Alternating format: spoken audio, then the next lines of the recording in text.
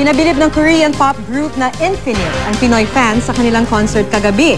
Ito yung last Asian stop ng grupo para sa kanilang One Great Step World Tour. Ayon sa Infinite, kung bibigyan sila ng pagkakataon, gusto nilang bisitahin ang Boracay. Kahit ako rin naman.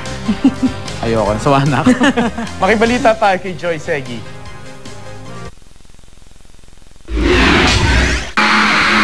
Napuno ng tilian ang concert ng K-pop group na Infinite sa The Big Dome. Umpisa pa lang ng One Great Step concert kagabi, takaw eksena na ang ipinakitang video. Unang kinanta ng 7-member Korean boy band ang hit song nilang Destiny. Magiliw pa silang nagpakilala sa wikang Filipino. Lalo namang nabighani ang kanilang K-pop fans nang kumanta ang Infinite ng Bahay Kubo.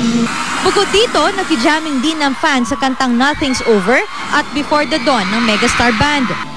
Hindi lang sa kantahan umangat ang husay ng mga Korean artists, lumutang din ang husay nila sa pagsayaw. Hindi naman magkamayaw ang fans nang maghagis ng souvenirs sa kanila ang K-pop group. Ang Pilipinas ang huling Asian stop ng Infinite. Sunod silang tutulak sa Amerika at Europa para sa pagpapatuloy ng kanilang world tour. Joy Segi, Nagbabalita, Pilipinas.